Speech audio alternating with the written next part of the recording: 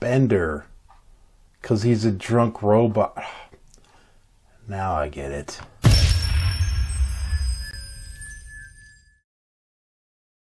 Hey guys, check this out.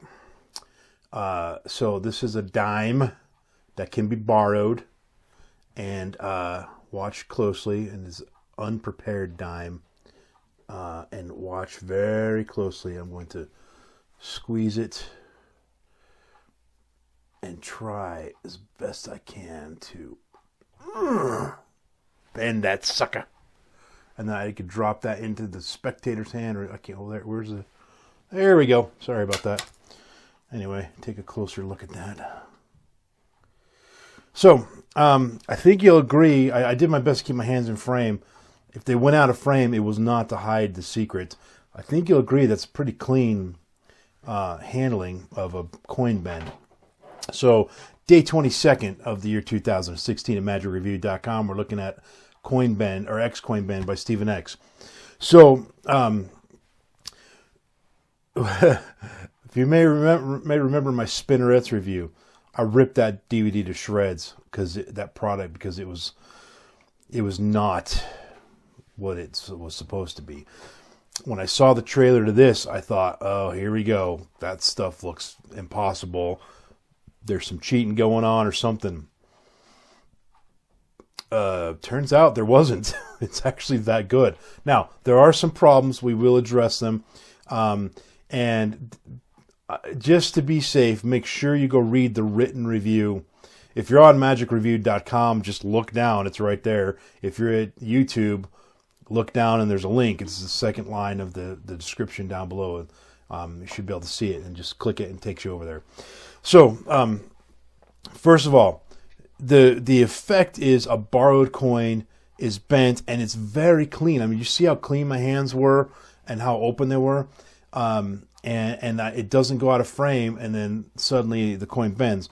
So, when it comes to coin bending, there's only two methods. There's either you have it pre-bent, and therefore you have to switch the coin in, or you bend it like real time using some sort of gimmick that bends coins. And so if you're using pre-bent coins, then it's all about the switch, and it's all about the ditch. So you got to switch in the bent coin and ditch the unbent coin. And this is hands down the cleanest method I've ever seen for doing that, bar none. Hiding believe it or not, when I was showing you the dime in the beginning of the clip, and go rewatch it, this video that you're looking at, go rewatch the beginning. I was holding the dime at my fingertips. The bent dime was in play. It was, I mean, you can't see it because of the way this method works, but it was in play and it was in the frame of the video. It's just, this is, so one of the ad copy claims is new, what does he say? New, it's not on here, crap. That's on the webpage. Let me look, because I want you to get the exact wording here. It says, new principles in coin magic. The method for hiding the bent dime in plain sight, as far as I know, has never been done before. And this method is new, and it's very good, and it's very easy. And anybody out there can do it. As long as you, assuming you have, you know, all your digits and everything functioning. But other than that, you can do this. And that's it. So I don't want to say too much more about that. So the trick then becomes, okay, how do you swap the borrowed dime or nickel or quarter or penny or whatever for the bent one secretly? I did the most unmagical version of that he teaches, which is where I held it in my fingertips and I closed it in my fist and you know, did the magic there. There are methods where you can literally take the dime and you have the spectator hold their hand out, and as you place it into their hand, and I'm not going to do it because I haven't practiced it, but I'm telling you, this is what it would look like. You'd have in fact, just to prove the point, I'm getting set here, folks. Okay. You can have the dime. I've actually got the bent one in play right now, okay? And then, I'm not going to do the switch for you because I'm not that good at it, but then the bent dime would still be in play, and up till this moment, you put this in, and then right there, you do the switch, and it's undetectable. It's invisible, and it's simple. It's very clever and very good. If you do that same version in your own hand rather than theirs, there's a little extra thing you can do that's even more clean and more undetectable, indetectable, whatever, cleaner, more clean, the mostest cleanest of allest, whatever. So the method for switching the coins, very good. The method for ditching them, all of the methods are very good. There's not a method or technique on here that isn't good. There are a couple, however, that they violate an ad copy claim. And we'll talk about it because it's not maybe as bad as you might be thinking for the most part. But let me just be clear. This is a system where there's about 7 or 8 different variations that he teaches. All of them have one thing in common: how to hide the bent coin. And they use the exact same method for all of them to hide the bent coin. And it's super clever. Just brilliant. It's very, very smart. And easy. It's very easy. Okay? All of them have that in common. The next thing is all of them also switch the regular coin for the bent coin. Let's go with the phrase, the not bent coin with the bent coin. They all have a method of switching, and every version, that's sort of what makes it a new version, is the method of switching. And then ditching the non-bent coin. And so, when it comes to the range of the switching and the ditching, there's different variations. Some of them, you don't need anything. Like you can just, like the one I did in my hand, you don't really need anything to do this. Let me just say this. For the switching, you don't need anything. For the ditching, you got to have some place to ditch it. But it's when the ditch happens that's so clever. And so there are some where it's just from their perspective, the coin never leaves their sight. And there are some where they might notice it left their sight, but it doesn't. There's no way you could have switched anything in their mind. The switches are clever. The ditches are clever. All of them. All good, all clever, solid, good, workable, legitimate methods. There's methods for stand-up. There's methods for seated. There's methods for signing the coin in your hands, in their hands, all this stuff. So, method, solid. Ad copy integrity. This is where we have a couple problems.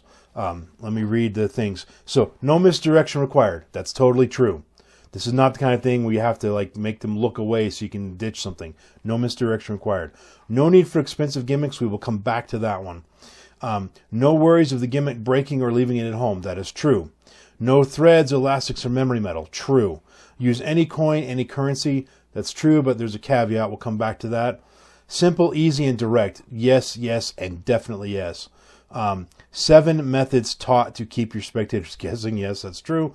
Real coins. Real bend. True. Magic happens in the spectator's hands. True. New principles in coin magic. True. So, they also say you can hand the coin out for a souvenir. Well, that's true, but because you're dealing with pre-bent coins, you better have a pocket full of coins if you're going to do that, right?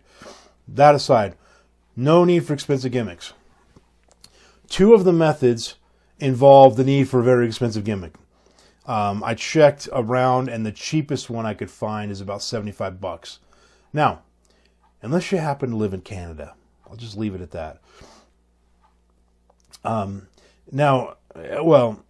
Canada in the 80s. I don't know what it's like in Canada today, but Canada in the 80s, they have these things, and it doesn't cost you anything. Well, it'll cost you $0.25. But that aside, there's 2 methods that require that.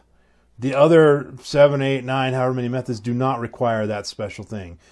So if you're going to go with any currency, then you're going to need, a special version of every currency, right? Also, if you're borrowing a coin, then you have to switch the borrowed coin for this special coin, and then you got to again switch the special coin for the bent coin. So those two methods, if you're going to do it with this special coin, you just don't borrow the coin, you just use your own quarter. And so those methods are totally legitimate. I have no problem with those methods and using that special coin. But just know the ad copy says no need for expensive gimmicks. Well, for two of the methods, there is that need to do it. But it's still, even if you don't use those two methods, the handlings and the methods are super clean still. All right, the next one, use any coin, any currency. That's also true. But the only caveat I'll put in there is that, you know, if you're in America and you want to be able to say to somebody, hey, hand me a coin and I'll do a trick with it, then you better have in your pocket ready to go a nickel, a dime, a penny, and a quarter. They're not going to have a $50 on them. Nobody does. And frankly, I don't know if a $50 would work, or an Eisenhower dollar in America. Those are huge. And though due to the size of those two coins, I don't think that this method would work. But any normal pocket change that's about a quarter, maybe a little bit bigger, somewhere between a quarter and a $50 or smaller, works. I mean, it works with a dime. It works with a penny. I tested the penny. But just side note, I wanted to get some coins to bend them so I could play with them and test this method out. And so I have in my drawer just a little container full of change I just throw in there. So I'm reaching in there looking for quarters, and I could not find, the first quarter I found, I should say, was a pre-bent coin. I'm like, well, that's weird. And so I'm like, okay, now I need a normal quarter so I can test out the switch. I reach in there, and what do I find? Another bent coin in there. And there were no regular quarters in my change jar. Only a magician. I finally found a regular quarter somewhere. Actually, in my box of magic coins, I found a regular quarter. So, anyway, weird. Okay, putting aside the two versions that use the special gimmick, all the other methods, super clean and super good. As I said, and then I was mentioning the thing about the currency. Any coin that is somewhere between a $50 and a quarter size and smaller will work just fine, and you'll be able to, again, if you're going to do any currency, so if you decide to move to if you move to Canada or you live in Canada, then you better have in your pocket a nickel, a dime, a quarter, a half, a loonie, and a toonie. Okay, all of those pre-bent, ready to go, so it truly can be any coin, any currency. So the claim there, I don't think it was dishonest. I think they're just pointing out that it's not like this only works in America. It works wherever you live. You just have to prepare the coins in advance. Okay, let's go to the video ad copy. This is the one where I had a problem, and this irritates me, guys. And they're lucky I didn't knock it down farther than I did. If you could ignore the first 5 seconds of that video trailer, it is perfect. Everything in there is true. Here's the problem. The very first thing they show you, other than his logo and whatever, is a footage of him borrowing a coin. Now, I can't tell what coin it is. I think it's a quarter. I don't know if it's American quarter or not, but it looks like a quarter. I don't know if he's American or if he's from another country or if he's from Canada or whatever. But anyway, it says, so he's borrowing the quarter from a spectator, and then the text on the screen says, borrow a quarter. And then he goes right into a switch that requires that special gimmicked quarter I was talking about, a coin I was talking about a minute ago. And so it's a switch that you cannot do with a borrowed coin. It's one of the cleanest ones, but you can't do it with a borrowed coin.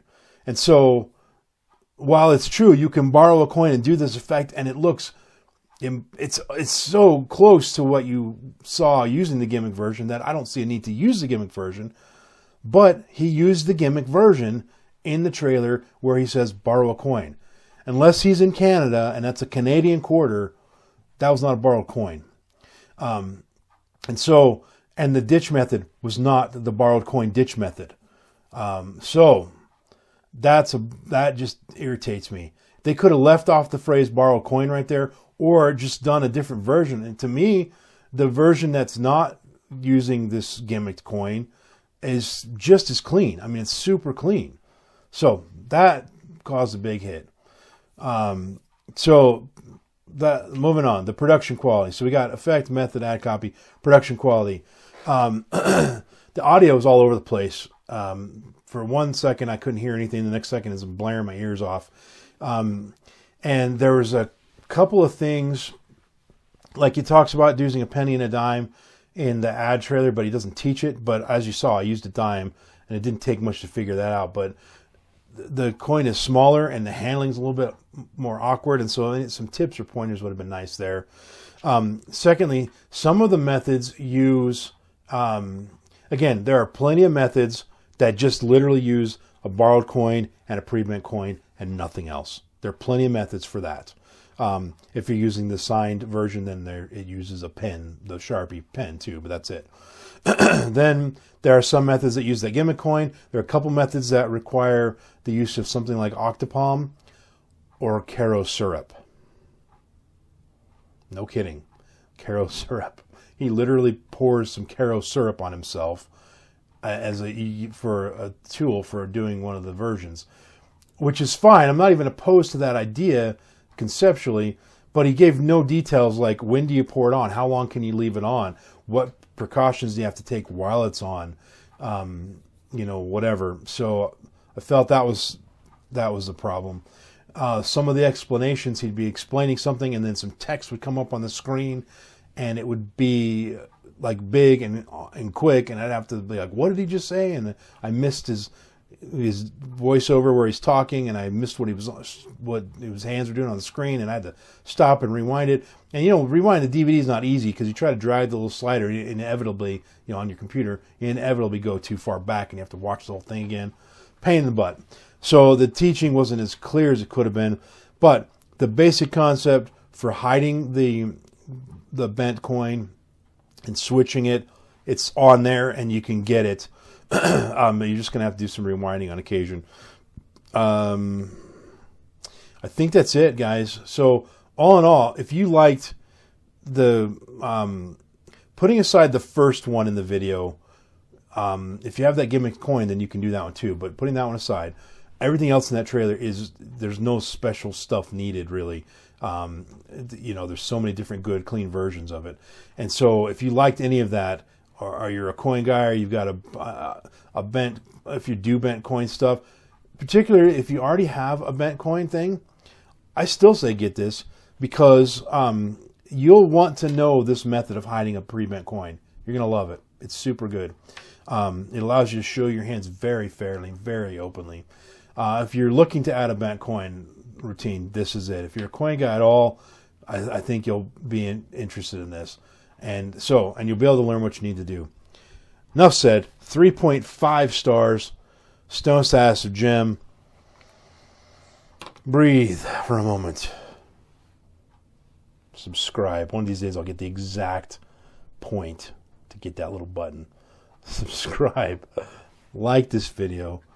And listen to the random iTunes song of the moment, which is It Ain't Easy Being Easy by Janie Fricke. Yes, I like Janie Fricke. Deal with it. Freaking deal with it. Classic country, man. Big fan of that stuff. Anyway, thanks for watching, guys. Tune in tomorrow. Day 23 of the year 2016, where we look at Name Tag by Agus Chiju. Until then, peace out.